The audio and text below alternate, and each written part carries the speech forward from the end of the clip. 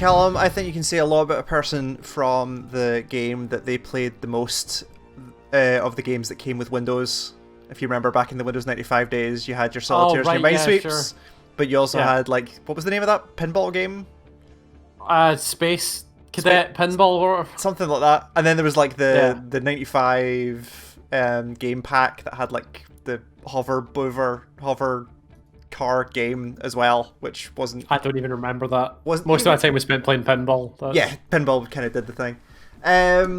But so I was never much of a Solitaire fan, but I am very much liking the Solitaire Conspiracy, which is the new game from Bithell Studios. I don't know if this is Bithell Studios or Bithell Games. I can't remember. But this Bithell.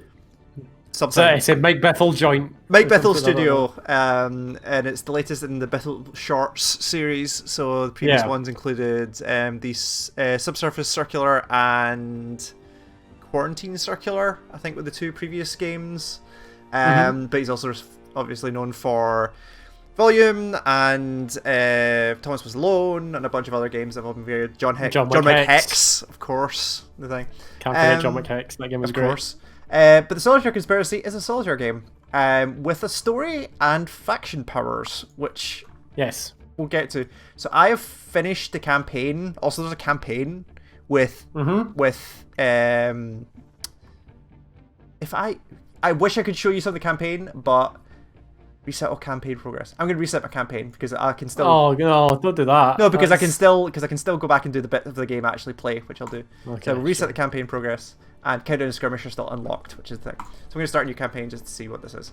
Campaign Plus. I could have just done Campaign Plus. This literally got patched in like a week ago. I can't remember. But anyway, let's do a campaign. So this is a Solitaire game, but it has FMV and a story. So that's already an interesting thing. That's...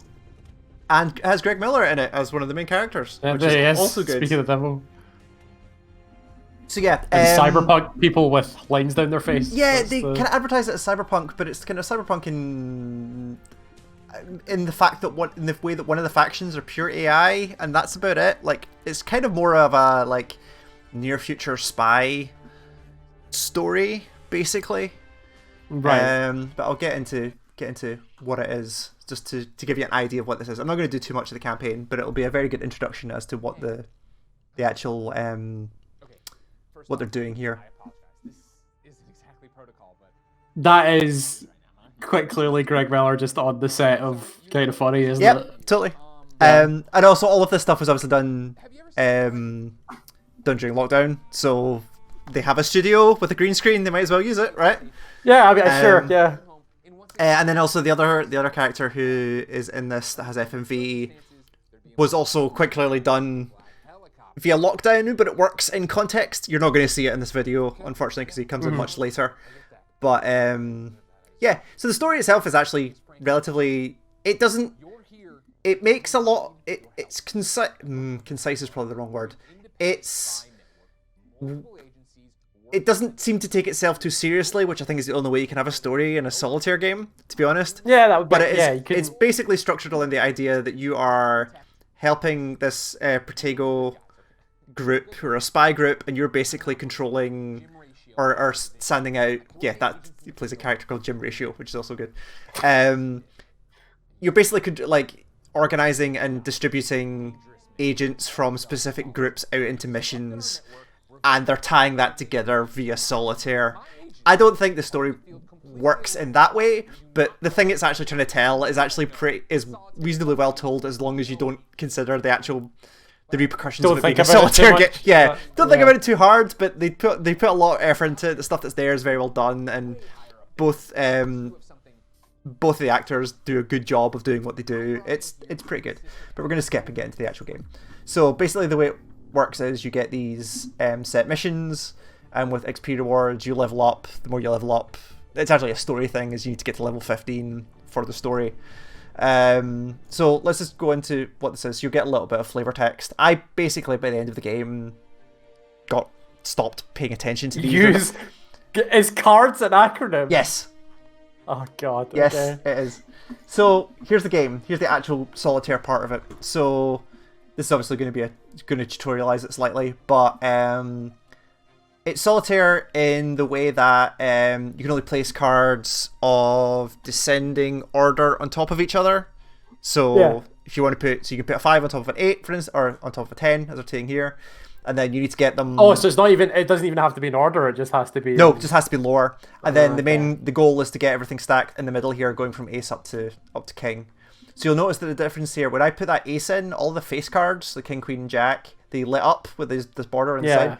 And once the ace is in, that's your faction power activated.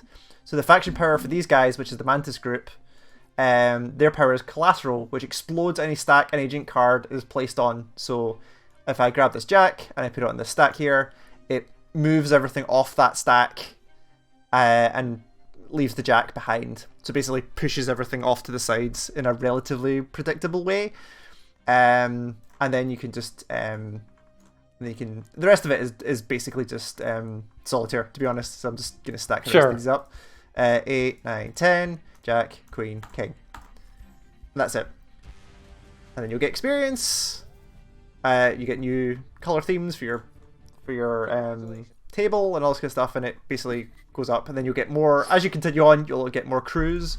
So the new crew I have is Blood Legacy.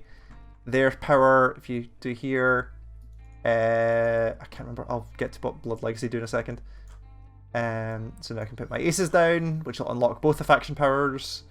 And then if I go to Blood Legacy, they order the stack they're placed on, lowest on the bottom, highest on the top. So the thing about this is, like, the faction powers themselves are not all necessarily directly good all the time. Some of them are very useful in very specific circumstances, but also some of them are just bad. Which means there's a kind of sub game that happens in between there of, like, I want to place this ace, I want to activate these powers as little as possible, because you can't optionally activate the powers. Like, regardless of where I drop this queen, it's going to activate the power. So you kind of don't want to activate it until you absolutely have to, and then there's a little bit of subtlety on top of that. Yeah, so I'm just going to 2, 3, 4, 5. Also, I've got 7. Where's my 8? 8's down there. So I'm going to explode this stack, push that all over the place, which frees up the 8. I'm going to explode this stack, which frees the 9, it just becomes 10. Playing solitaire. Yeah, jack, queen, king. 8. 6, 7, 8, 9, 10, jack, queen, king. And that's it. As you get more groups, each of the missions, they'll pick 4 groups for you, so on and so forth. That's the campaign part of it. Greg Miller talks to you. Greg Miller talks to you. That's kind of the main part of the campaign bit. It's fine, but to be honest, the core of the game for me has come down to these 2 modes, which unlock when you finish the campaign. The campaign's maybe like hour and a half, maybe, to get through it. But these unlock when you complete the campaign, Countdown to Skirmish, and these are the kind of heart of the game for me. So Skirmish is basically just like set up a solitaire game, so you can pick up to 4 crews. Out of all the crews you can unlock, or just randomly pick one. It'll set up a game with all 4 crews, finish the game. That's it. That's the kind of core part of that, which is kind of what you, what you would expect. It's stylish, I'll give it that. It's super stylish, and actually the music's really good as well. There's not a lot of it, but what's there is very good. But Countdown is where I've been spending most of my time in this game. So Countdown, my personal best, 760 seconds almost. I'm pretty happy with that. So the way Countdown works is basically you survive as many waves. So you start with, I think it's 60 seconds. You get 3 seconds per completed card and 3 seconds per used power. And you basically have to stop time from running out. So we're going to try and see how far we can get in this. Right, okay. Here we go, countdown. And you'll start with wave 1, it'll be very simple, and we can go. So, ace is here, ace 2. I know Euan is just going to play solitaire live on a video. 6, 7, 8, 9, 10, jack, queen, king. And then they'll add more things. So the red guys are useful because they will go. Fuck, where's my aces? There's 1. Can't put the ace down there. There's no other aces there. So these will shuffle a stack that are placed on, so that was lucky because I put the ace. So the red guys will, if you put them on a stack, so if I put this on the blue stack, it will find the next card that needs to be played for the blue stack. So if I put this here, it will play the 2 on there. So useful if a card is at the very bottom of a stack, it'll go through the thing there.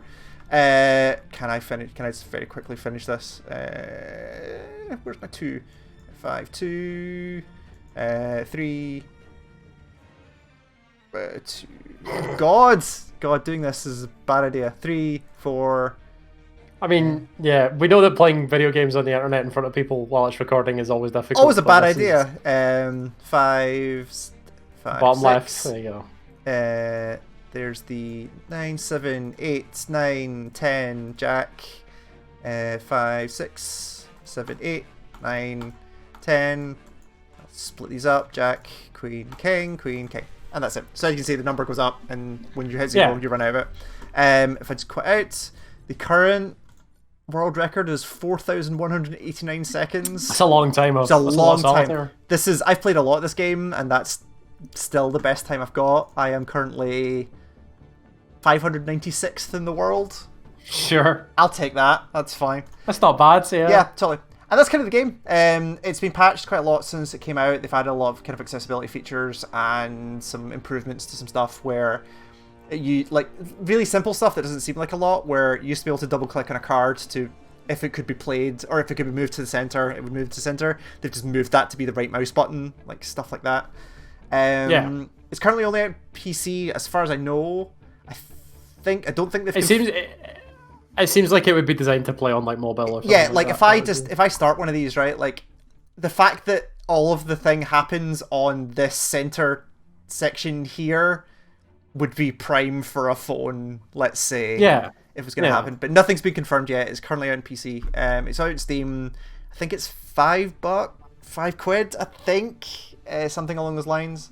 It's very good. If this was to come out on mobile, I basically wouldn't play anything else ever again on a phone. I mean, it would be a very good mobile game. I would play this on mobile. Totally. And also, like, it's been a thing that I've booted up, like, waiting for, like, friends to come on to go play something else. Like, I'll boot this up and play a couple of rounds of Countdown and then close it down. Like, it's very good at what it does. It's a very polished package for much more polished than you expect from a Solitaire game. So yeah, that's Solitaire Conspiracy. It's out now. Go check it out. Thanks, Cal. Cool. Thanks, you.